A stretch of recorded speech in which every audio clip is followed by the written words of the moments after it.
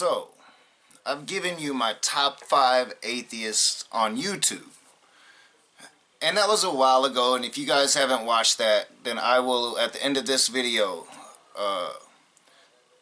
leave that for you guys to click on if you'd like to see that, my top 5 list. If you have seen that, then you know, and I'm going to spoil it if you haven't, that my #1 YouTuber still was Cult of Dusty.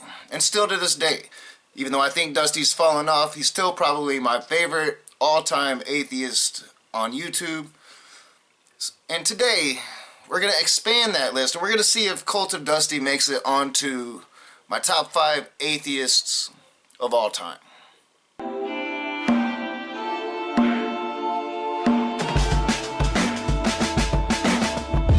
What is up, you heathens and demons? Welcome back to The Raging Atheist. I'm your boy Nakasuchi, and like I said, today we're going to do my top 5 atheists of all time.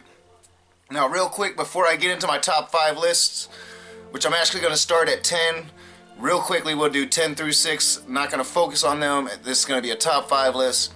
But notable mentions that didn't make my list at all are going to be the very famous likes of John Lennon, Mick Jagger, Bill Gates, Mark Zuckerberg, Stephen Hawking, Leonardo da Vinci, Picasso, Napoleon, Alfred Hitchcock, Dave Matthews, and Quentin Tarantino. Great atheists, but I wanted to base my list on who I think has been most influential for the atheist movement. And the 5 atheists that doesn't make the top 5 list, but it was close, are at number 10 would be Bruce Lee. I didn't know he was an atheist, but just finding out that Bruce Lee was an atheist is fucking awesome. Seth MacFarlane, Mark Twain. Mark Twain was an atheist. Stephen Fry. It was really close between him and somebody that did make it onto my top 5 list, but Stephen Fry would be at number 7, and at number 6, one of my favorite writers of all time, Edgar Allan Poe. But we're gonna get into it. We're gonna get into it at number 5. At number 5 is Richard Dawkins. There are lots of people who have been brought up in some religion or other, are unhappy in it, don't believe it, or are worried about the evils that are done in its name. There are people who feel vague yearnings to leave their parents' religion and wish they could, but just don't realize that leaving is an option. I've written a book called The God Delusion.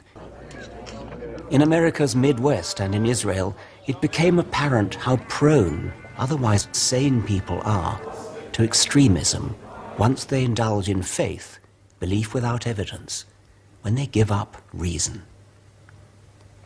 This film takes a hard look at the very concept of faith, how it behaves like a kind of brain virus infecting generations of young minds, how it perpetuates outdated and dubious moral values.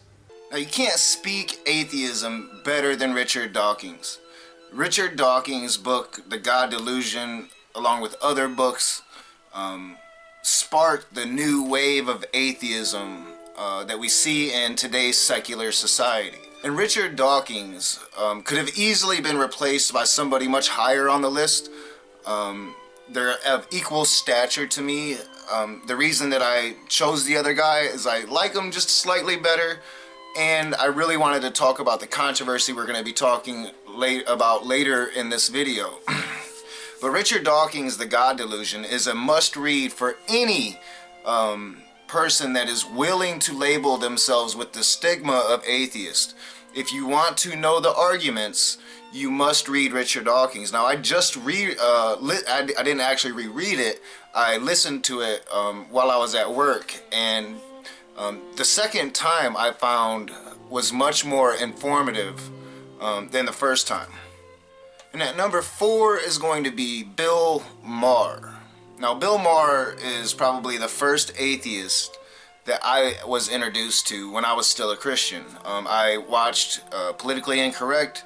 Sometimes I wasn't too political back then, but I did watch it sometimes, and I was aware of Bill Maher, and I was aware that he had a bit of atheism in his routine. And down in North Carolina, people hated fucking Bill Maher back then. And it's only gotten worse as he's advocated for atheism his entire career. And I have to say that even though some of his topics are controversial and it gets him in trouble with both sides of the political spectrum, I'm probably most like Bill Maher when it comes to the types of atheists there is. Bill Maher's not afraid to throw it in a motherfucker's face, and that is the raging atheist. There's a Gallup poll that shows that 28% of Americans believe that the Bible is literally true and should be taken as the literal truth. Are you one of those? Yes. Okay, I made a little list of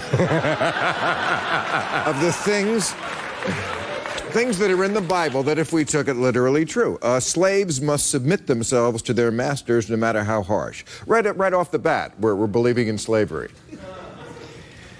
Well, this was a pretty spirited debate in the United States in the 19th century. I'm not advocating it as a labor system. But the Bible does. Saying it was the totally Bible different. is okay with slavery. No, it doesn't. Oh, and the anti-slavery movement in the United States came out of the churches. It was a product of the Second Great Awakening. If a woman has, and I talk about that in my book. If a woman has sex before she's married, the men of the city must stone her to death. All right. You know, I tend to side with Bill Maher about 98% of the time on the political spectrum and when it comes to religion. Me and him have a lot of the same thoughts when it comes to religion, although I think I probably would go a little bit farther than Bill Maher does when it comes to just speaking about the fundamental flaws of religion, of each religion itself. Not just Islam, not just Christianity, but each religion, even religions like Buddhism, which there are fundamental practices of Buddhism that I still try to follow. I still try to get a Zen reading every single day, at least 2 sentences of Zen every single day. Not because I believe in the supernatural aspects of Buddhism. I don't believe the Buddha was a god. But just because that they're good philosophies for life. And fuck, if something's good, it's good. And if it's not, it's not. And at number 3 is Ricky Gervais. And comedy is going to be a theme in my top 5 list. I think through comedy, atheism has become accepted more. Religion has been laughed at more. And we as atheists owe comedians a great debt of gratitude for really being able to speak out the way that we do. And Ricky Gervais does it better than anybody alive today, I would say, when it comes to comedy. And he does it in a way that I find refreshing and innovative and new. And I think that's why it strikes a chord with a lot of people. A lot of people hate Ricky Gervais. But I really like Ricky Gervais, and I think he's fucking hilarious. I think religion's greatest trick wasn't convincing some people that there was a God who was all-powerful. It was convincing everyone else that you couldn't ridicule the idea. It's when you get them. I think there'd be more atheists and less faithful if you weren't allowed to teach anything, you weren't allowed to mention any gods or any beliefs or atheism, right, until they were 20. I think we'd see a different pattern. Okay, now we're gonna get into the controversy of the video, and this is why I chose this guy at number 2, is going to be Sam Harris. Now, I've been a fan of Sam Harris for about 5 or 6 years, since I first heard of him. And like Richard Dawkins, Sam Harris brings a level of reputation in the scientific community to atheism.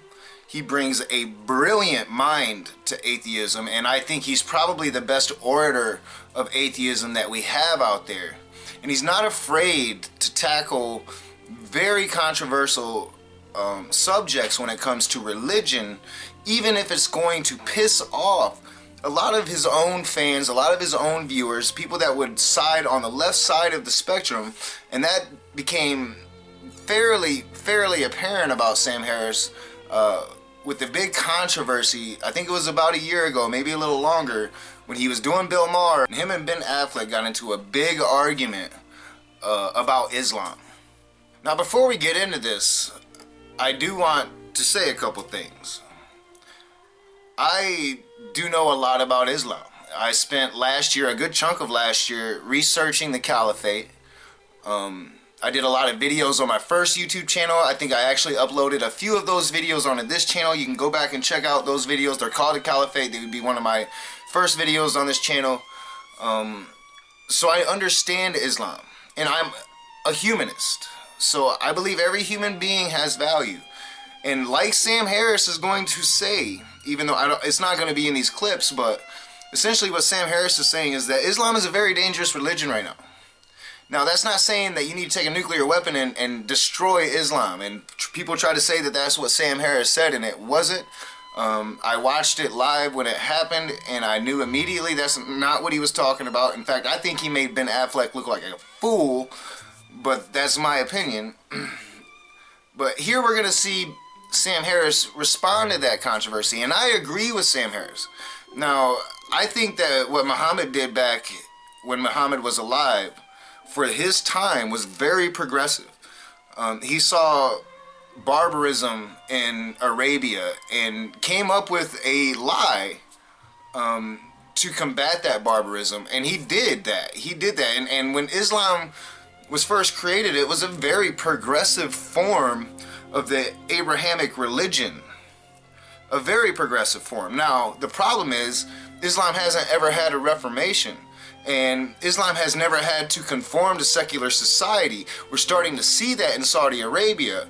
And they're trying to welcome in secular society. And secular society is going to have a big impact on Islam. And that was Sam Harris's solution to it. So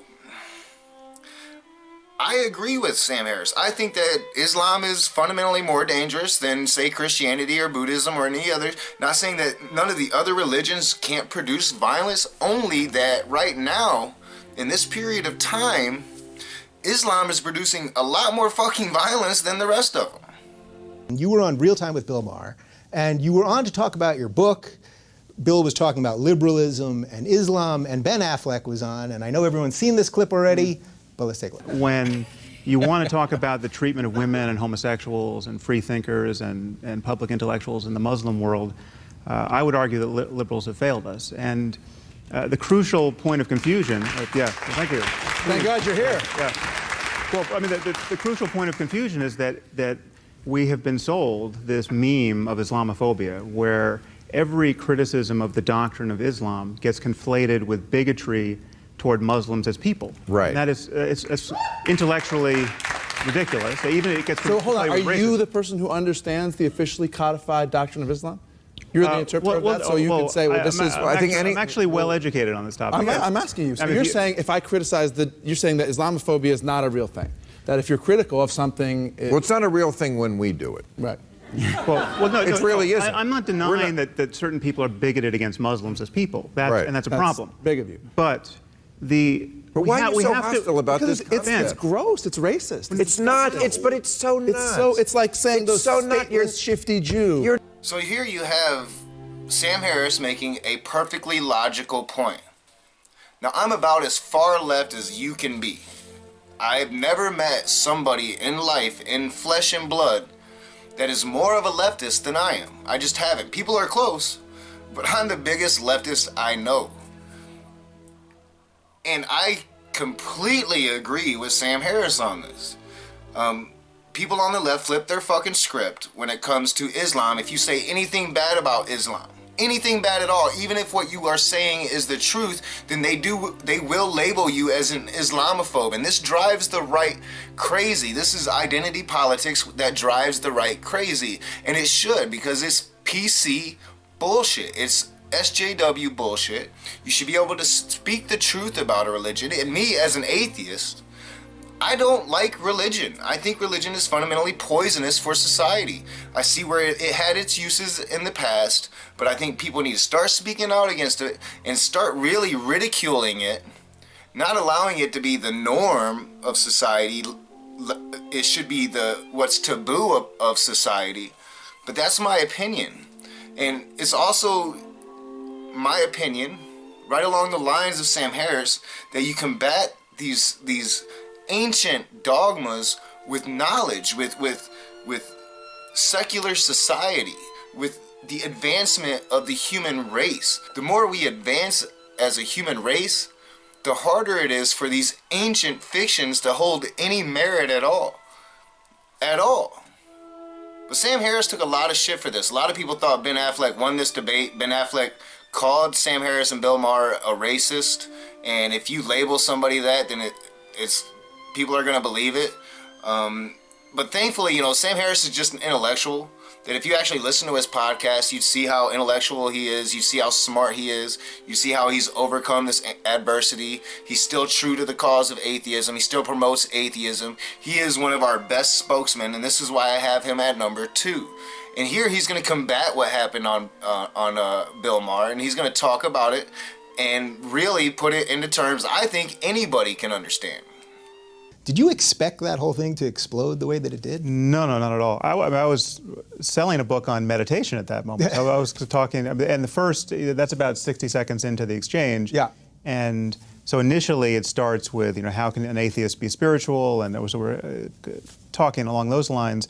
And I said something slightly derogatory about the New Age. And Ben jumped into that space and you know, was at my throat about, I mean, Islam hadn't even come up, so he clearly was poised to do that. And yeah, that's considered a protected interview. Everyone on the panel knows they're not supposed to jump in. What do you think was going on with Ben? Well, apart from him possibly being on steroids for his Batman role, I don't know. I just think he clearly I think he had no idea who I was really, but someone had given him a paragraph, a bio of me, and had more or less told him that, you know, I'm a bigot who's intolerant of Muslims, and, you know, he really should, you know, take a whack at me on that topic. Yeah. And I mean, honestly, I think I was a little slow to appreciate how hostile he was, because I wasn't just looking at him. I was actually looking at Nick Kristof, who I have actually collided with on this topic, and who my remarks were more pitched to, I think more appropriately pitched to. You know, and I'm not really talking shit about Ben Affleck. I'm not like a huge fan of his. I don't think he's a shitty actor. I don't think he's a great actor. Liked him in some movies, didn't care for him in others. I thought Justice League sucked balls.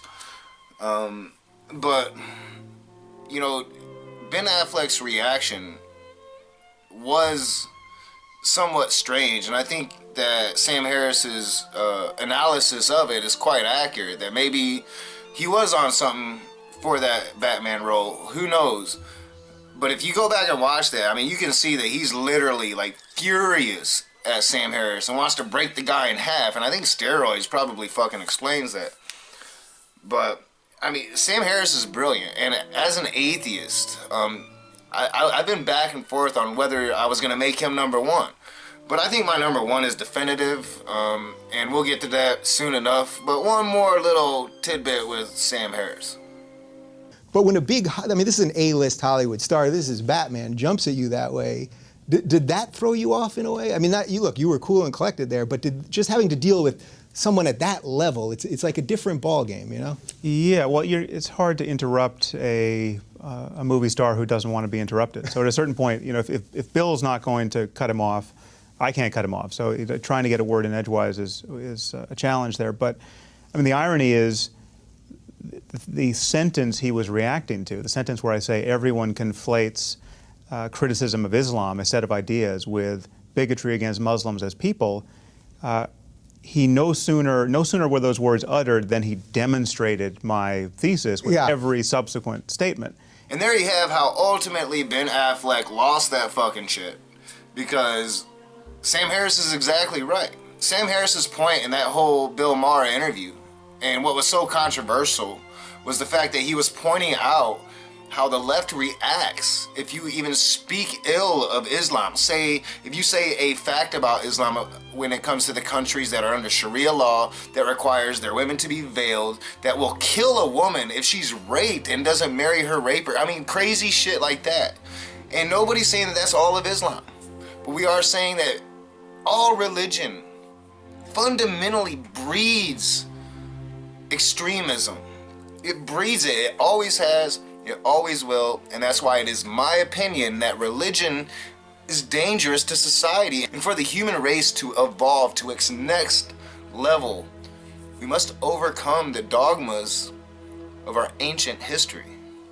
And at last, we've come to number one, and I think it can be no argument when it comes to the fact that this man brought atheism to a world in a time when it might have been a little dangerous to do so. And he did it by making people laugh at the bullshit they believe.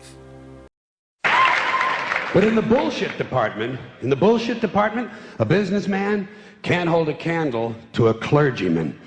Because I got to tell you the truth, folks. I got to tell you the truth. When it comes to bullshit, big time, major league bullshit, you have to stand in awe of the all-time champion of false promises and exaggerated claims, religion. No contest. I know Christians, no shit, that will despise George Carlin, but you put some George Carlin shit on, and before they leave the room, they're laughing.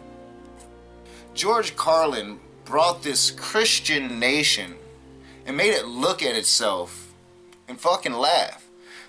And that is the best dose, the best anti-bullshit that you can have when it comes to religion. If you can make people laugh at their own foolishness, then I think you can reach a lot more people, especially a lot more than you're going to reach by doing what I'm doing. What I'm doing isn't that. What I'm doing, I'm mainly, this is for the atheist already. We're starving. We need somebody talking shit. At least I do. And I know there's a lot of you out there. And there are people talking shit. I'm just another one. But that's what a lot of us atheists need. But George Carlin wasn't just for atheists. George Carlin was for the whole fucking world. The whole fucking world knew who the fuck George Carlin was. No contest.